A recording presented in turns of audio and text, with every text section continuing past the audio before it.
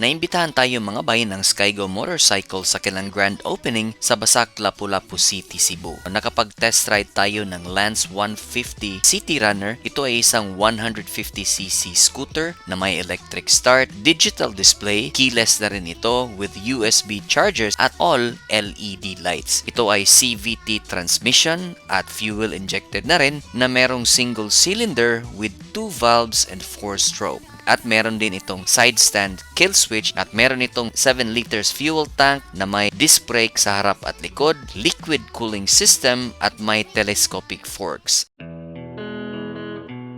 Now, ang thought ko sa motor na ito mga bay nung na-test ride natin ito ay talagang napakaganda ng arangkada at saka ng braking system niya. Now, napaka-importante sa akin ang arangkada mga bay lalo na kapag mag-overtake tayo na ayaw natin mag-overtake na kulang yung power ng motor lalo na pag dadaan tayo sa mga pa-uphill so napaka-importante din yung lakas ng makina. Isa rin sa pinaka-importante kapag bibili tayo ng motor is yung braking system niya na hindi naman natin maikakaila na meron talagang maraming kamote sa daan or meron mang dadaan na pedestrian or aso. Dito sa Lance 150 mga bay, naka-disc brake na sa harap at likod. At yung pinakamagandang feature na nagustuhan ko dito sa Lance 150 mga bay is yung keyless system niya. So napaka-convenient nito lalo na pag biyahe tayo. Hindi na natin kailangan na susian pa yung motor, pipindutin lang natin yung remote at ma-access na kagad natin yung motor. At additional security din ito, hindi aandar ang motor kapag wala yung remote mismo. So overall mga bay, masasabi ko na recommendable ba tong motor na to? Yes, it costs only 97,000 pesos with all the features and specs. So napakasulit talaga nito. I-check nyo kagad sa pinakamalapit na Skygo Motorcycle branch sa inyo, Skygo Lance 150, dahil hindi kayo magsisisi mga bay.